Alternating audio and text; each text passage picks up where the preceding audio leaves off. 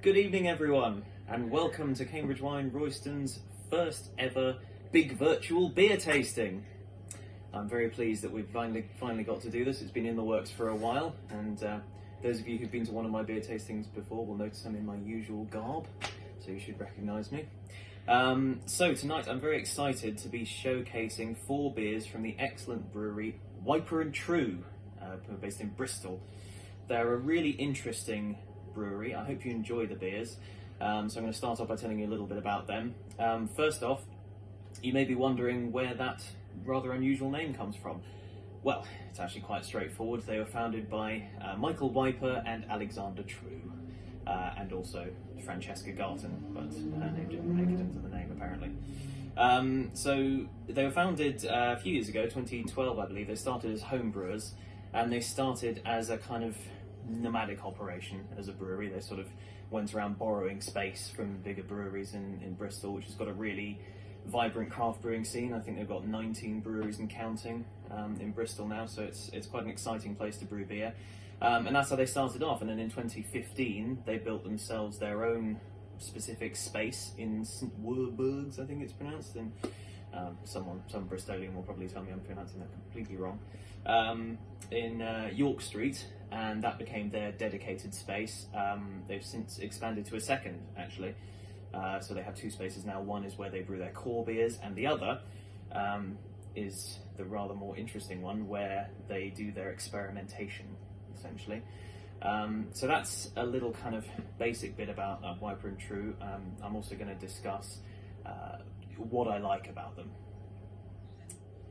So what I like about Wiper and True most of all is not just that they make good beer, which of course they do, as you're about to find out, but also the fact that they like to experiment. And this, I think, is key to the craft beer revolution that we've been seeing going on for the last decade at least, really, especially in the UK. And so they're a brewery that excites me. So just 3 recent examples of the sort of things they're doing. Recently they announced they're going to be releasing a beer called Old Twelfth Night, which is kind of an exploration of terroir, which, as we know from wine, can play an enormously important role in the profile of the finished product. They're exploring how that can affect beer, and so that's going to be a rather interesting orchard ale, which is barrel aged. It'll use apple juice from their own orchard. They have an apple orchard, obviously. And it'll also use the skins from the apples to give a wild yeast for natural fermentation. So that's really interesting. They also did one recently called Harlequin Pale, which was a sort of a hop exploration, if you like. Basically, they went to their biggest hop supplier, and they've been experimenting recently. So British hops, generally speaking, tend just to be used for bittering in beer, especially these days. They're not really used for flavouring much. For that, you go to the New World hops, so your American, Australian, New Zealand hops, which are the ones that you'd associate with those big, fruity, bold flavours and aromas, you know, where you get your tropical fruit flavours from.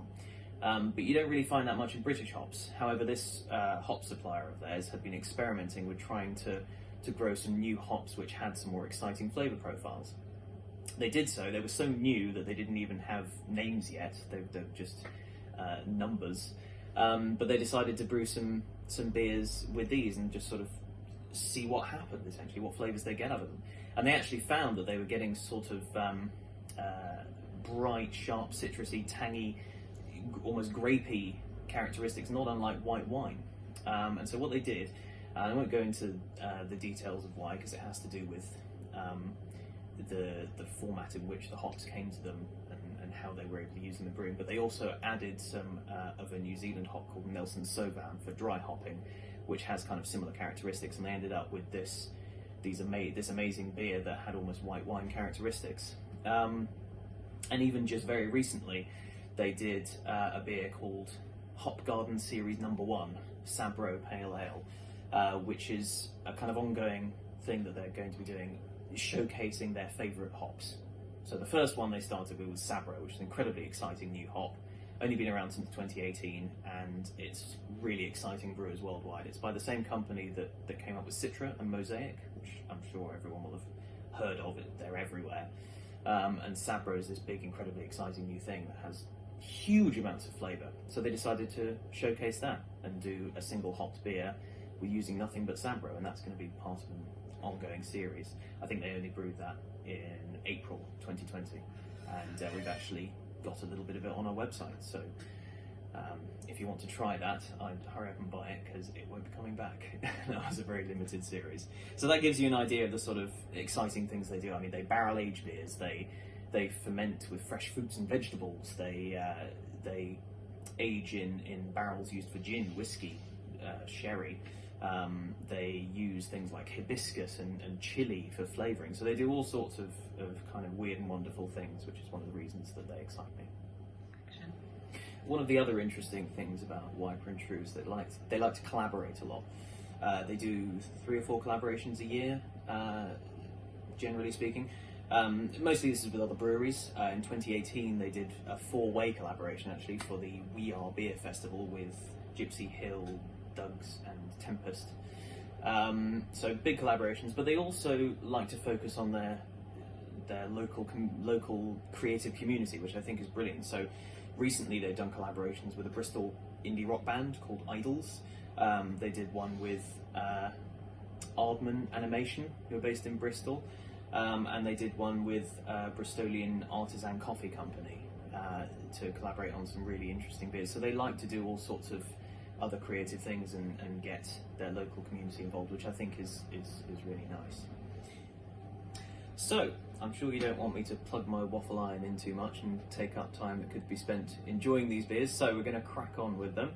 I'm going to introduce you to, as I said, 4 beers from Wiper and True tonight, which should give you a good idea of what they're all about. We've got 2 of their core range of beers, if you like, which would be the Sundance and the Milkshake, the IPA and the Milk Stout, and then 2 specials that they've done recently. So these are limited run beers, so you're very lucky to be able to be enjoying them. You know, they're a limited edition, essentially, and those are the Kiwi Lilt Pale Ale and the Huckleberry Amber Ale.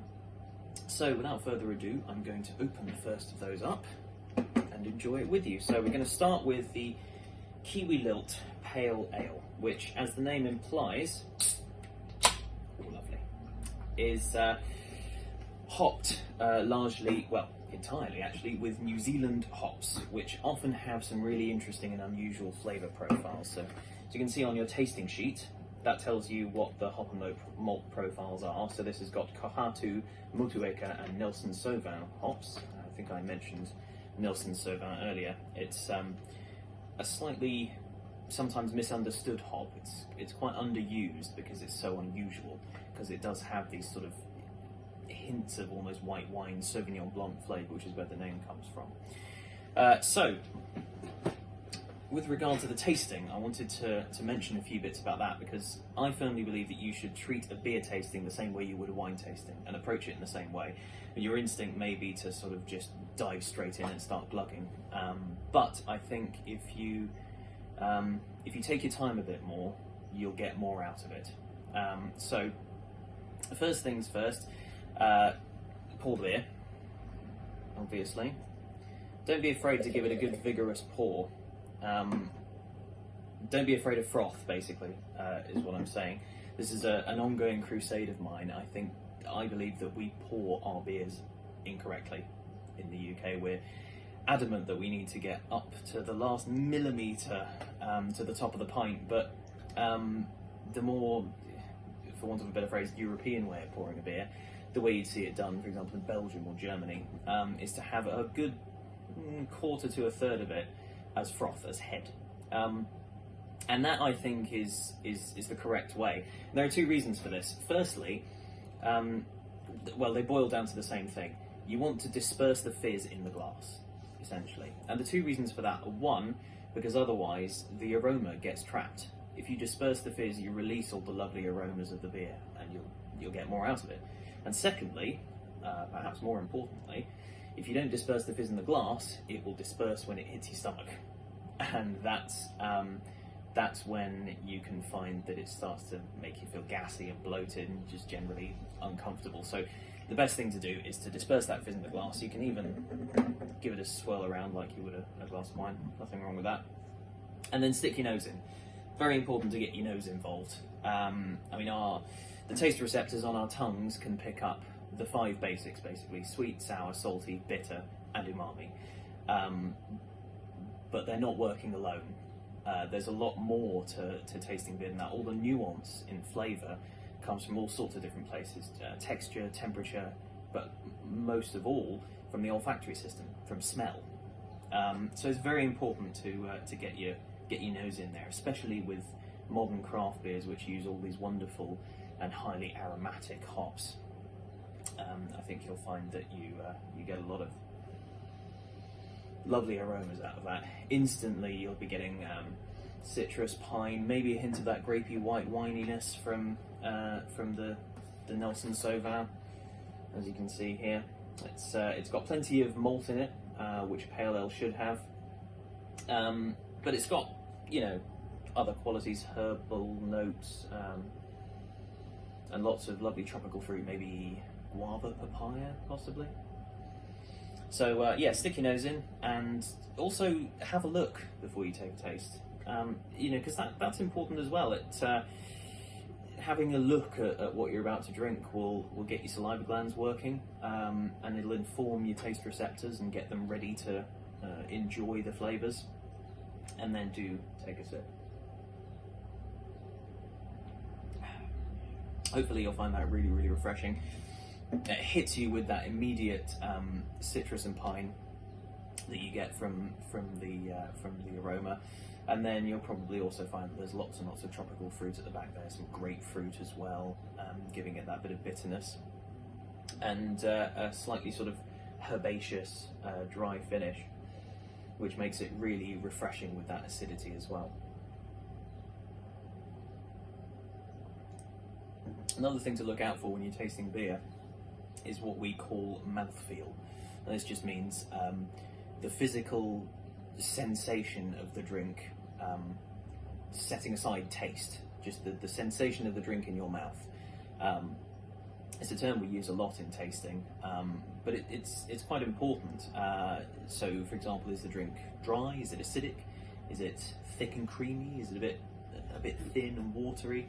That all informs your enjoyment and the sensations you'll get with the drink. So it's important to pay attention to that as well.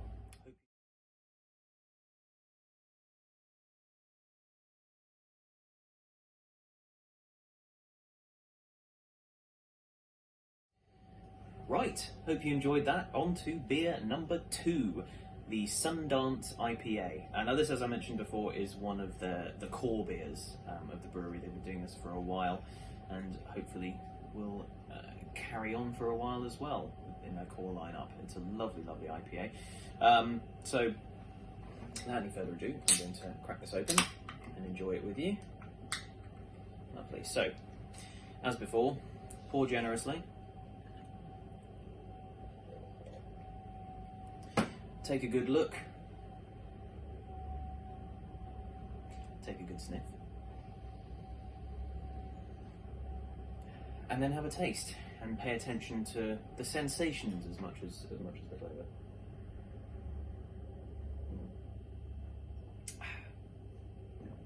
And once again, if you refer to your handy cheat sheet, this has got some hops you'll probably be familiar with: Mosaic, Citra, and then Jester and Laurel, which are less well known, but complement the Mosaic and the Citra really well.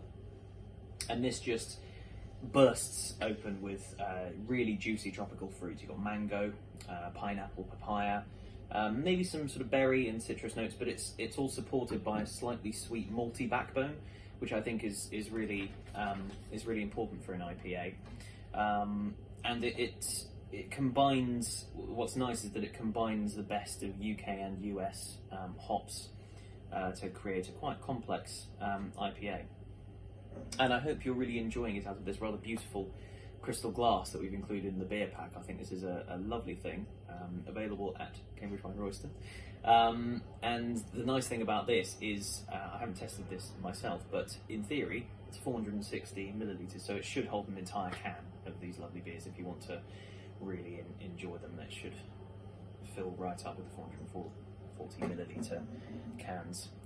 So yeah, this is a really nice example of the trends in modern craft brewing, this IPA, because it's fundamentally an American style IPA, and the American style came about in kind of the mid to late 90s, I think, in New England. I think originated in Vermont, primarily with Stone. It's quite a well-known brewery over there, and the focus really is on those fantastically juicy, fruity New World hops.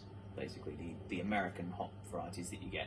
Mosaic and Citra are kind of more recent, as I mentioned before.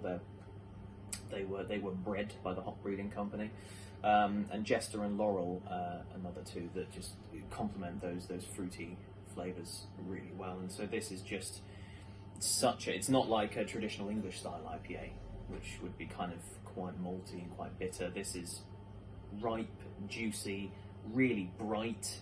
And it's like fizzy alcoholic fruit juice. Absolutely lovely. So hope you enjoy it. Cheers, and I'll see you in a few minutes.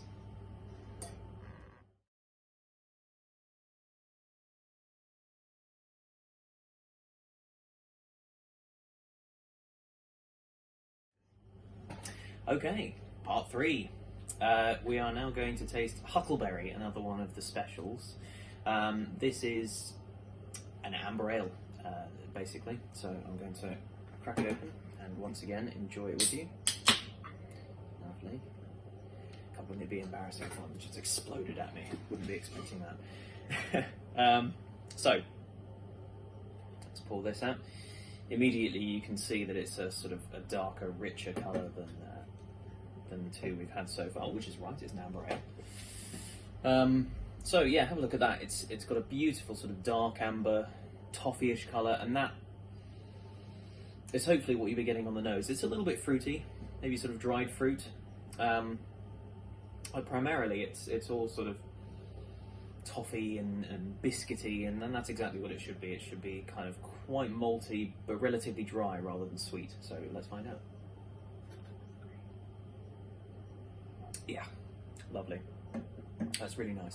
It's got a lovely biscuity, caramelly, toffee malt base, but that's supporting a little bit of kind of dry fruit flavours, and it finishes quite sort of pleasantly dry and refreshing. As you can see here, referring once again to our cheat sheet, it's got some interesting hops in it: Artarmon, Bramling Cross, Equinox, Melon. Bramling Cross is a really commonly used English hop that you'll see is used a lot for bittering. But the Equinox, I'll be surprised if you've heard of that, maybe you have, it's not very well known, was made by the hop breeding company, the same guys who did Mosaic, Citra, and recently Sabro. So that's a much more fruity hop, and that's where you might be getting hints of kind of orange citrus, possibly, maybe even a hint of blueberry. I don't pick that up myself, but according to Wiper and True, it's there. So we'll see. And there's a hint of maybe damson as well. So there's a fair bit going on. But at its heart, this is just a fairly straightforward, and I mean that in a good way, just good amber ale, which is really pleasing and enjoyable to drink. So I'm going to get busy enjoying the rest of that. I hope you do too, and I'll see you again in a few minutes to finish off with our final beer.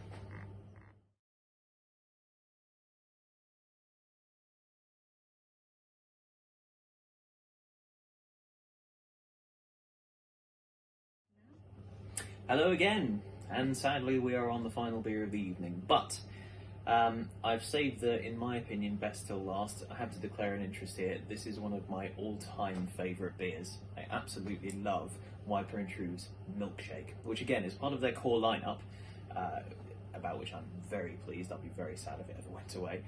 And this is a milk stout. So it's a bit different from your regular stout. You're probably immediately thinking of Guinness. That's, you know, the obvious place to start with stouts. And yeah, you'll find that most stouts have a really kind of roasted barley flavour, so you'll get those nice kind of toasty, roasty, often coffee-ish flavours, maybe dark chocolate. This is a little bit different. Milk stouts have the addition of lactose, which is worth bearing in mind, by the way, for anyone with allergies. This does contain lactose, which is the sugar found in milk. So there's an addition of extra sugar in this. And obviously the brewing process itself is all about converting sugar with the use of yeast into alcohol, essentially. And so this adds extra sugar, which can sometimes mean that you get a more highly attenuated or basically stronger beer, but it can also mean that you get a sweeter beer, because not all of it will be converted. And that's usually the case with a milk stout, and it's the case with this as well. It's relatively light, 5.6%, not too bad. Nice low bitterness. If you'd like to know, the IBU is 18, if that helps. And what you'll get is lots and lots of lovely chocolate and vanilla flavours and a really, really thick, creamy body, and that's the main thing about the lactose. You'll often find that milk stouts have the addition of something called maltodextrose as well, which beefs up the body even further. But the lactose really adds body and creaminess and richness to a beer, and that's why I love it. So I'm going to stop talking and get stuck in, because I'm very excited about this one. So immediately you'll see this is lovely and dark. Really, really dark. I mean, it's just black and opaque. Slightly sort of toffee coloured, kind of beigey brown froth on it. Really nice, what we call lacing, which is where, if I swill it around, you'll see, which is where the head kind of, the froth kind of clings to the glass like that. That's lacing. And you'll see from your cheat sheet that this has got just all the malts in it. Absolutely loads. It's got golden promise, chocolate, caramel, carafa, aromatic, roasted barley. There's your roasted barley for the stout. It's also got oats, so flaked and naked.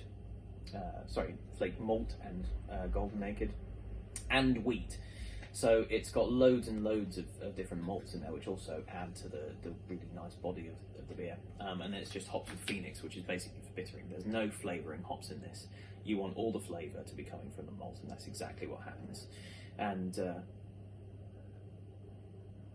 when you taste it, you'll see that there's a slight hint of coffee kind of in the background, but at the fore, it'll hit you with its sweetness initially, that lovely creaminess, and then hopefully you'll get those lovely chocolate and vanilla notes coming through. It's almost like a dessert beer, which I think is just fabulous, absolutely beautiful. And this is a really, for me, it's my favourite expression of what a milk stout should be and why it's my favourite style of beer. I think I just love it. It's delicious, and I hope you enjoy it too. So those are the 4 beers from Wiper and True. I hope you enjoyed them, and yeah, that's them. Thanks for joining me. So to sum up the Big Royston beer tasting, I realised that I got that hashtag wrong. There's a big virtual beer tasting, Big Royston beer tasting. I hope you don't mind. I'm going to finish off my last one. I've obviously been enjoying tasting measures during this so that I don't fall off my stool. But I hope you've been filling your glasses up a little bit more and enjoying those responsibly, but enjoyably. So I'm just going to finish this while I talk to you. So that I hope gives you an idea of what Wiper and True are all about, from the fruity kiwi lilt to the silky milkshake, which is aptly named, I think. That's the sort of thing they do. They have a core range that's just really, really good and emphasises all the good things about the craft brewing community today, and a couple of slightly different ones for the specials, which emphasise how they do things a little differently and a little uniquely, which is nice. So thank you for joining me this evening for the Big Royston beer tasting with Cambridge Wine Royston. All these beers are available on our lovely website. Please do visit cambridgewineroyston.com, where you can buy all of these, plus the Hop Garden Series #1 Sabro that I mentioned earlier. We've still got a few of those left. Recommend trying it, also delicious. I suppose it's also worth mentioning that we just this week reopened our doors, so please do come and visit us. The shop is now reopening. We're doing a kind of one-in, one-out system at the moment, so we're in line with all the guidelines. We're being very careful, but we are happy to welcome customers back in, so please do come and visit us, and you can see the lovely selection of beers that we have in store.